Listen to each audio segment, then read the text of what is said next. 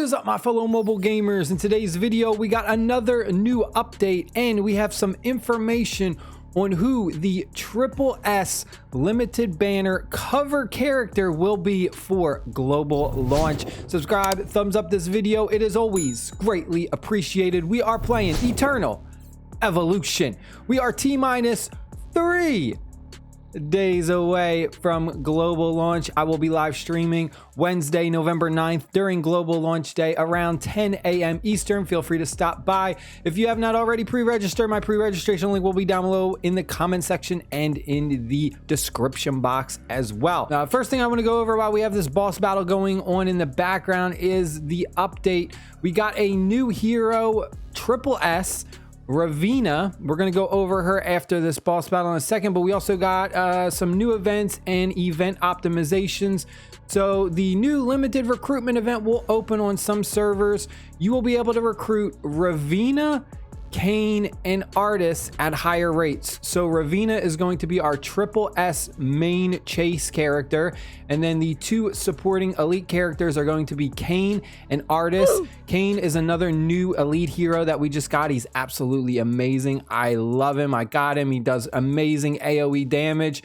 And then Artis is our pre-registration character that pretty much everyone will get. Very good melee damage dealer. Data chip exchange shop will be updated to Gene Hybrid, Ravenna, Azina, Priger, however the heck you say this name, Kane, and Artis.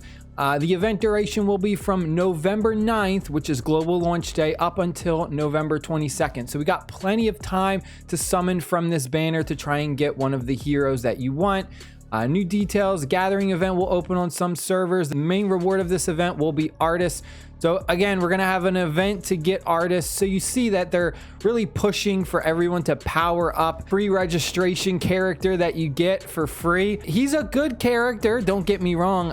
Very good early game, but he doesn't have any AoE damage. Really good against bosses for single target damage. Overall, Artis is someone who's very good early game, but you don't necessarily want to invest too much into him in case you are playing this game for many months down the road, because you're eventually going to swap him out for someone better. All right, let's head over and check out this new SSS hero. We're going to head to the gallery. This is under the Terran faction. And here we go. Let me just say that they did an amazing job with her character model. Definitely one of the better looking characters in this game. You'll see that she's not only super duper attractive, but also she just straight up looks like a badass. She's got her little grenade she throws and does damage. She's got this insane looking minigun that just, I mean, look at this. This is just about to wreak havoc on people. We take a look right there in the bottom left corner. We can see what type she is. She is unfortunately another energy class, a ranged class with burst damage. Now, I mean, I gotta just say this. I just have to say this. The fact that the game doesn't have a lot of heroes because it is fairly new and, you know, they're working on it. They've been doing a really good job with the updates and introducing new characters over the last couple weeks, but we keep getting characters for the same classes. We desperately need Vanguard heroes, more support heroes. These are the two classes we have hardly any heroes in, especially Vanguard. I mean, I think there's only like two characters that are a Vanguard class, and for the support class, there's only like 3 or something. So really, we need to stop getting energy and hunter. I mean, this game is so oversaturated with hunters and energies. There's just a lot of damage dealers in this game, and I would really like to see more melee damage dealers and more supports, even some more summoners as well, and even some more assassins. It just feels like everyone is either a hunter, an energy type, or a tank. Like, these are like the 3. And even the tank, there's not a lot of tanks, but I would say the tank is probably the 3rd most represented out of these classes. But yeah, that's just, I really hope we get some more for those other types. Quick look at her skills, her ultimate ability. Frenzied State, increasing her skill damage by a percentage. Rapidly casting 1 instance of Incendiary Grenade and 2 instances of frenzied shooting at the target area. So a lot of her skills and like the main idea behind her is the fact that she hits hard, but she has a lot of things that are going to buff her skill damage, as well as some really good AoE damage too. The incendiary grenade, she goes ahead, she throws the grenade, it explodes, does a bunch of damage to all enemies in a 2-meter radius. The grenade inflicts wound, inflicting a percentage of damage per second over time. Let's take a look at the other common one we have is frenzied shooting. She fires her Gatling gun in a crazy manner, inflicts 90% attack as damage to enemies in a fan-shaped area. So again, we're getting some AoE. The grenade does a circle AoE, whereas this one with her minigun, it does a fan-shaped AoE damage. By defense, reduce or wound status effect, the rounds explode, inflicting additional damage. So, you know, just a really good damage dealer. And then if we take a look at her passive, Ravenna increases her skill damage by a percentage each time she casts a skill, stacking up to 8 times. And then each time one of her allies casts a skill, it increases her skill damage as well. So you'll see she just does a ridiculous amount of damage, has some really good AoE, but I just overall like the character. I love the way the character looks. You got your like pink reddish hair, you got blue hair, you got the blonde hair. I mean, she just looks like an awesome character to have. So mainly because of that, I am interested in her.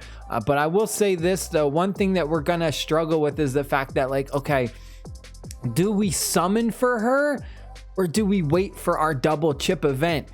Because I don't think we are going to have a double chip event while her banner is up, and that's the only unfortunate thing.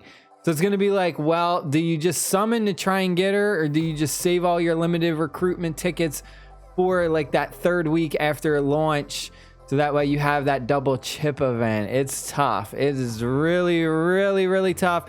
Take a look at our exclusive frenzied shooting enhanced. When Ravenna and her allies cast a skill, the cooldown of their next skill is reduced by 2 seconds. So this is my other thing, and I've mentioned this before.